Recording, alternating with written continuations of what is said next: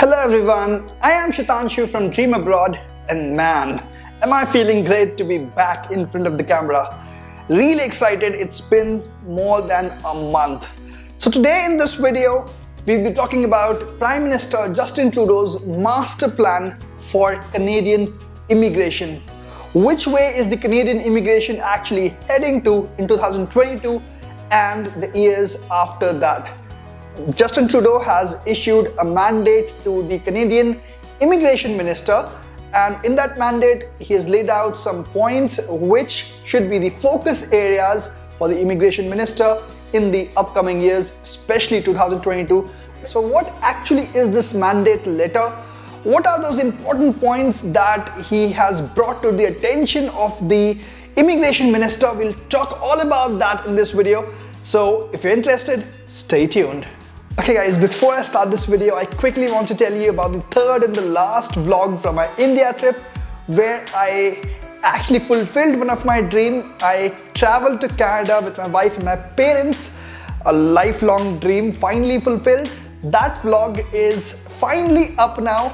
It is live, uploaded just a few minutes ago. So if you're interested, you can watch that out. I'll provide the link to the channel Dreamers Abroad and that video in the description box below. Okay, coming back to the topic of the video about the mandate letter that has been issued by Justin Trudeau to the Immigration Minister Fraser. Okay, so what is a mandate letter? First of all, let's try to understand this. Basically, you can think of it as a list of tasks that a boss has given to its subordinate to accomplish. He has said that this is the list of tasks that you have to accomplish in the coming time. So in every new government, the Prime Minister issues a mandate letter to its ministers. So similarly, Justin Trudeau has issued this mandate letter to the Immigration Minister Fraser that we're going to talk about in this video. And just by looking at the wordings, you can get an idea about it. It starts with Dear Minister Fraser. A lot of preface and background to pandemic and what has the pandemic actually caused, and then pointing out some of the major issues. It says that to realize these objectives, I ask you that you achieve results for Canadians by delivering the following commitments. Which are those commitments? We'll talk about it one by one. All those commitments only which are relevant to you, my audience, we'll only talk about those. There are many other commitments, we won't talk about them. So now when you would have a little idea what this mandate letter is all about, let's go and start discussing about all those points individually. Okay, let's start with the first point. Continue to bring newcomers to Canada to drive economic growth and recovery, as set out in the 2021-23 Immigration Levels Plan. Pretty basic, just to set the tone for this letter. Of course, this is pretty obvious that they have to continue bringing immigrants to Canada. They had set an immigration plan for 2021-23 that 1.2 million immigrants needs to come to Canada as per their plan. In the second and third points are more about the human rights defenders, refugees, all of that. I'm sure that not many people would be interested in that. So moving on to the third one, which is, I'm sure, which is one of the most important points for all of my audience. Reduce application processing times, including to address delays that have been impacted by COVID-19. It has just been written in a very short line here, but I am sure that this is a very crucial point, reducing the backlogs. Let's talk about it, because it is probably the biggest pain area of the Canadian immigration as of now. We know there are so many people who received their AORs more than an year ago and they haven't received any confirmation. Not only those who are waiting for PRs, but all the other applications as well. Just like anyone who's applied for a work permit or a spousal work permit or maybe a tourist visa, all of those applications are delayed. The processing times are like literally off the charts.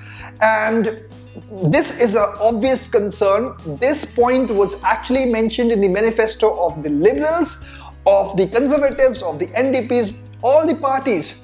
So this is certainly a pain point, and just like the other parties, Liberals also know about it. Finally, it has made its way to the mandate letter as well. This is very important.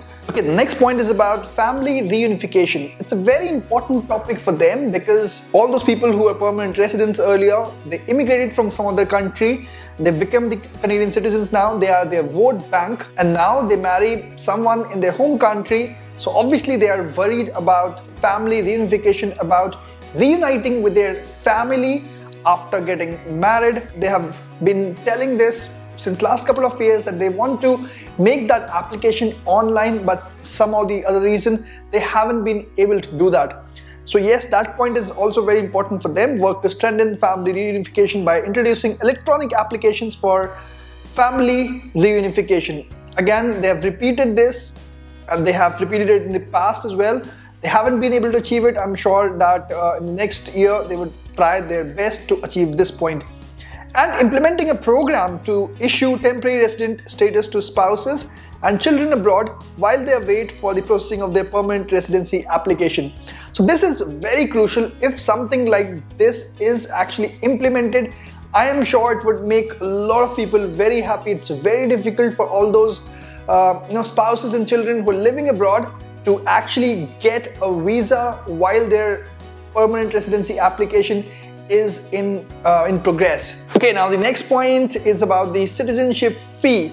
Now, they promised in their 2019 manifesto when they were actually contesting the election that they would actually waive off the citizenship fee for the Canadian citizenship, but unfortunately they haven't been able to do it until now. So again, this point has made it to the mandate as well, that this is in their manifesto, and in their next one term they would like to do that as well. Now the next point is very interesting. As part of improving global talent stream, GTS, of the temporary foreign worker program, simplify permit renewals, uphold the 2-week processing time, and establish an employer hotline. So of course this has also been a pain area, especially during the COVID times, where the work permits haven't been issued in time, and obviously it's a big problem for the employers as well.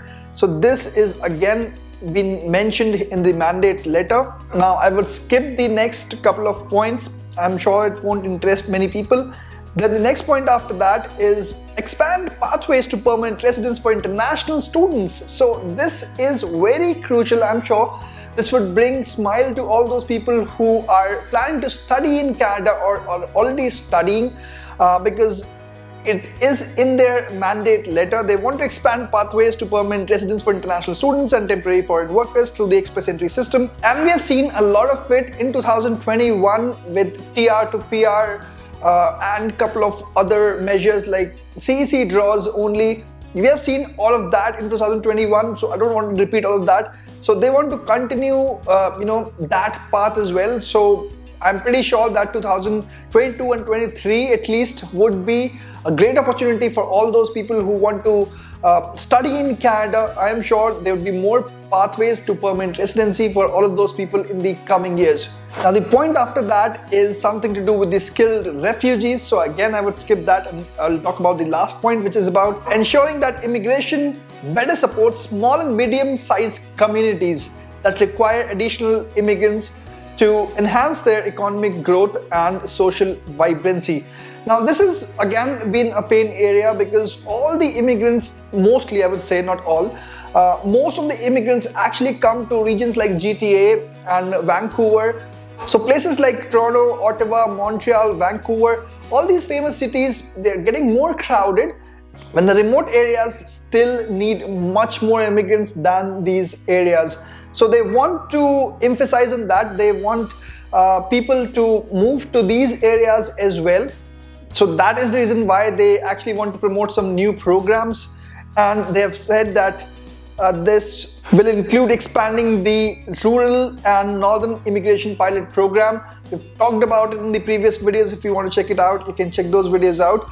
Moving forward on the municipal nominee program and making the successful Atlantic immigration pilot a permanent program. So yes, it has been announced, I think just a couple of days back, that AIPP would not be a pilot program anymore.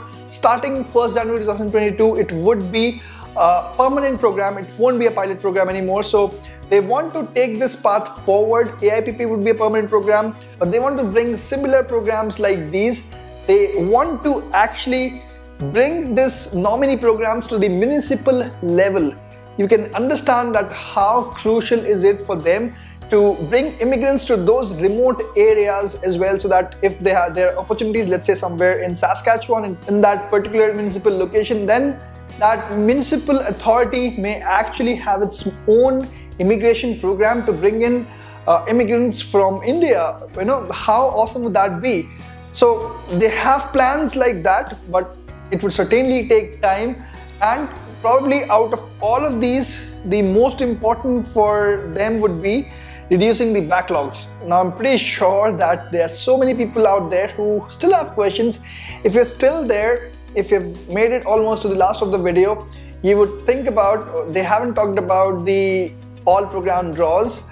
So yes, as I've discussed in one of my previous videos, that the main reason behind the all program draws not being conducted is the backlogs. So if the backlogs get cleared, then we can definitely expect that the all program draws would be conducted in the future as well. I'll try to talk about it in the future videos. So if you haven't subscribed to the channel, do not forget to click the subscribe button. I regularly bring videos like these to you, very informative videos, very detailed and descriptive videos like these. So if you haven't subscribed to the channel yet, do not forget to click the subscribe button. Thanks a lot for watching this video.